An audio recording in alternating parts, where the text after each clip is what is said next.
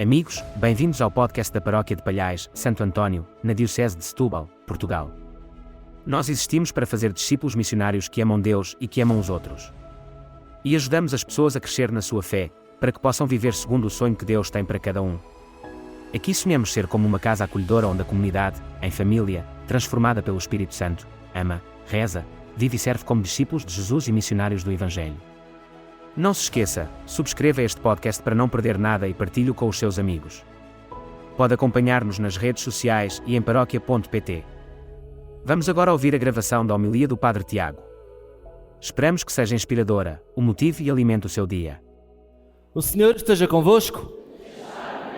Evangelho de Nosso Senhor Jesus Cristo segundo São Marcos.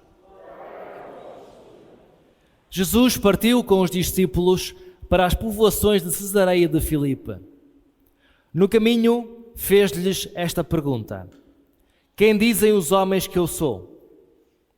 Eles responderam: Uns dizem João Batista, outros Elias e outros um dos profetas. Jesus perguntou-lhes: E vós, quem dizeis que eu sou? Pedro tomou a palavra e respondeu: Tu és o Messias. Então Jesus ordenou-lhes severamente que não falassem dele a ninguém. Depois, começou a ensinar-lhes que o Filho do Homem tinha de sofrer muito, de ser rejeitado pelos anciãos, pelos sumos sacerdotes e pelos escribas, de ser morto e ressuscitar 3 dias depois. E Jesus dizia-lhes claramente estas coisas. Então Pedro, tomando-o à parte, começou a contestá-lo. Mas Jesus, voltando-se e olhando para os discípulos, repreendeu Pedro, dizendo: Vai-te, Satanás, porque não compreendes as coisas de Deus, mas só as dos homens.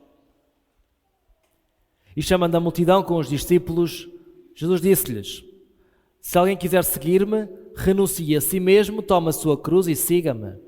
Na verdade, quem quiser salvar a sua vida, perdê-la-á. Mas quem perder a vida por causa de mim e do Evangelho, salva-la-á. Palavra da salvação. Eu não sei se lá em casa têm os Evangelhos ou se têm a Bíblia, mas se nós formos ver os Evangelhos, vamos reparar que aquilo é muito pouco.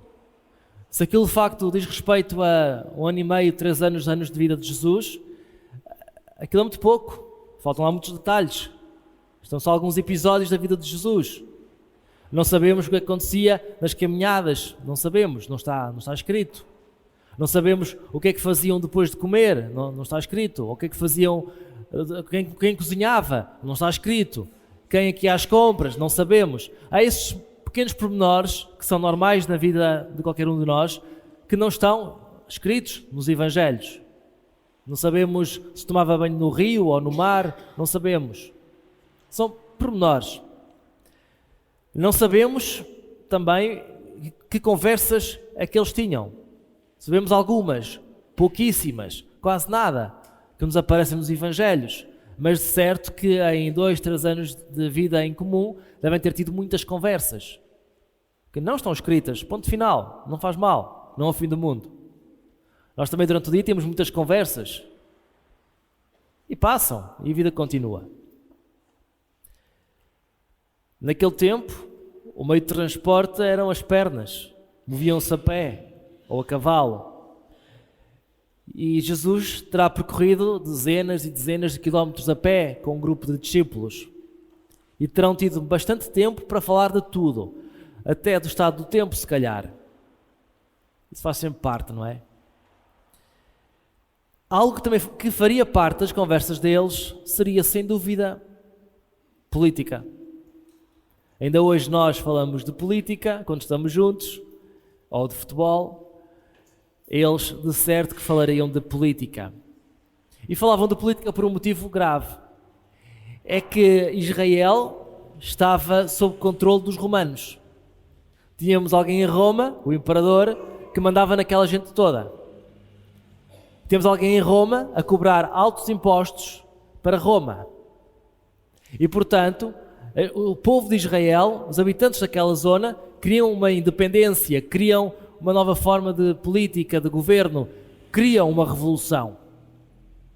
E no tempo de Jesus, por volta do ano 30, 40, 50, 60, 70, naquela altura, e um bocado antes, existem pequenos focos revolucionários. Homens que se juntam, pegam nas espadas e tentam, de alguma forma, verem-se livres dos romanos. Existem várias naquela época. E então Jesus, escutámos hoje no Evangelho, está a caminhar, está a caminho de Cesareia de Filipe, e pelo caminho Jesus pergunta aos discípulos: quem dizem os homens que eu sou? Provavelmente porque estariam eles a falar sobre Jesus. Provavelmente estavam a falar entre eles: epá, eu acho que ele é alguém muito importante, alguém que vai libertar-nos, alguém que vai ser poderoso, ainda não é, mas vai ser. Parece-me que ele está a juntar-nos e depois vai treinar-nos para irmos para o combate. E Jesus ouvia estas conversas e sabia que se falava dele. E então vai questionar os discípulos mais próximos: quem dizem os homens que eu sou? E eles, claro, vão dizer: uns acham que tu és Elias, um profeta, João Batista, um guerreiro, um salvador dos romanos, obviamente.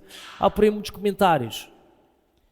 E Pedro depois faz-lhes uma pergunta muito importante: e vocês? E vocês que dizem? Quem sou eu para vocês?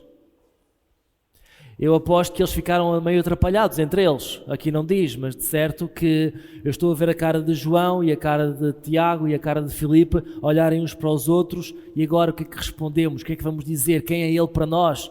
E se erramos na resposta, será Elias? Será Moisés? Quem é ele para nós? E se erramos, o que é que ele vai pensar? E Pedro diz: tu és o Messias. Tu és o Messias. É a resposta de Pedro.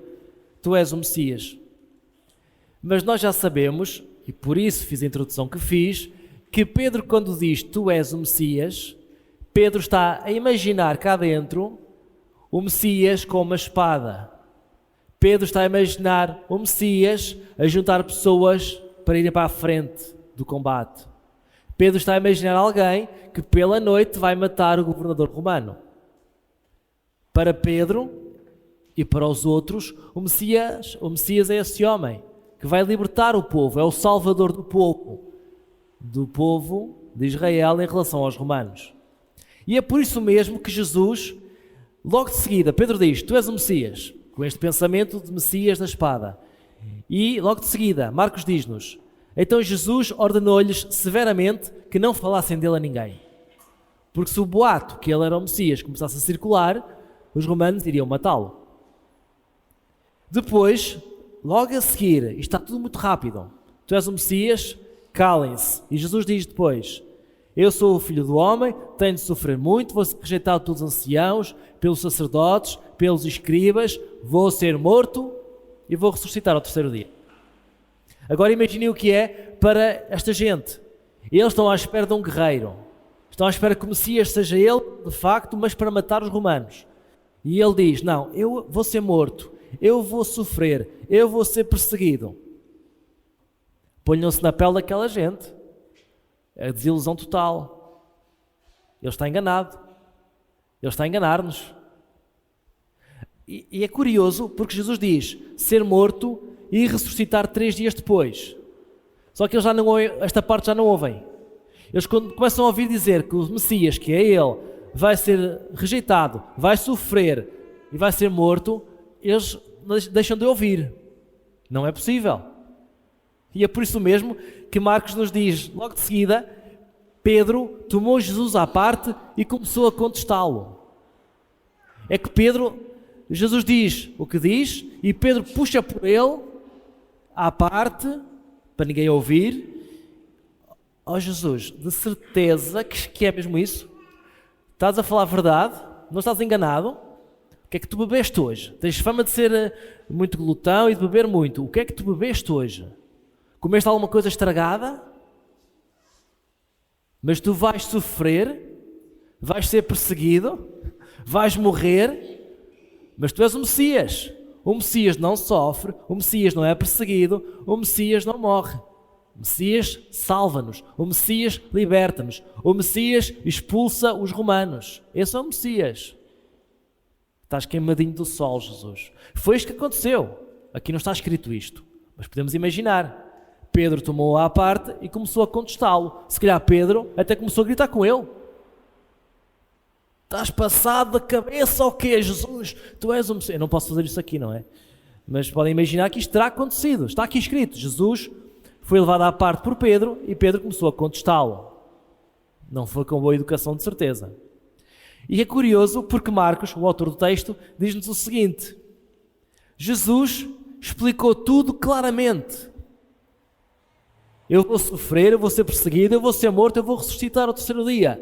Jesus foi muito claro. Eles, como não era a imagem que tinham do Messias, não era esta a imagem que tinham do Messias, então eles não ouvem o que o Messias diz. Não aceitam o que o outro diz. E nós às vezes também somos assim. Temos uma imagem feita de alguém e por mais que a outra pessoa seja diferente, nós não aceitamos e não acreditamos. Depois Jesus deixou Pedro lá a discutir sozinho, foi para o meio das pessoas, olhou para Pedro, a falar sozinho se calhar, e lá a barafustar, e Jesus disse: vai-te Satanás, porque não compreendes as coisas de Deus, mas só as dos homens. É curioso e é interessante, porque séculos antes, um profeta chamado Isaías tinha escrito sobre Jesus. Um profeta chamado Isaías tinha profetizado tudo sobre a vida de Jesus. Pedro e os discípulos conheciam muito bem o texto, eram bons judeus. E quando esse texto, quando a profecia começa a tornar-se realidade diante deles, eles não veem a acontecer. Eles conhecem na teoria, mas depois na prática não conseguem reconhecer que está ali a realizar-se diante deles toda a profecia do Antigo Testamento. Vai-te Satanás, porque não compreendes as coisas de Deus, mas só as dos homens. Este é o raspanete que Pedro recebe de Jesus. Nós também muitas vezes podemos estar distraídos, procuramos e vemos filmes de exorcismos, de pessoas que rebolam pelo chão, olhos que viram, coisas espetaculares de cinema, mas depois no dia a dia somos tentados como Jesus foi tentado e vida segue como se nada fosse. Jesus está aqui a ser tentado pelos discípulos, especialmente por Pedro. Tu, Jesus, se és o Messias, serás importante, serás poderoso, irás triunfar, não podes falhar, não podes morrer. Mas Jesus, que está atento às tentações, vai em frente, não desiste, é corajoso e acima de tudo conhece a palavra das profecias, sabe que isto tem de acontecer. E então Jesus, mesmo no meio da tentação, vai para a frente como já tinha ido antes. Não quer poder, não quer triunfo, quer sim fazer a vontade de Deus Pai, mesmo que isso implique o sofrimento, a rejeição e a morte. Mas não esqueçamos, 3 dias depois, ressurreição. Se alguém quiser seguir-me, renuncie a si mesmo, toma a sua cruz e siga-me. São as palavras que hoje ficam de Jesus para nós que tantas vezes procuramos também o triunfalismo, a fama, o poder. Jesus diz-nos, não é por aí o caminho. O outro caminho, o da rejeição, o do sofrimento, o da morte, é que leva à ressurreição. Não caiamos nas tentações que hoje em dia estão à nossa volta e voltemos para Jesus, que é o caminho, a verdade e a vida e que nos leva a uma vida em plenitude, na paz em Deus. Não se esqueça, subscreva este podcast para não perder nada e partilhe-o com os seus amigos. Pode acompanhar-nos nas redes sociais e em paróquia.pt.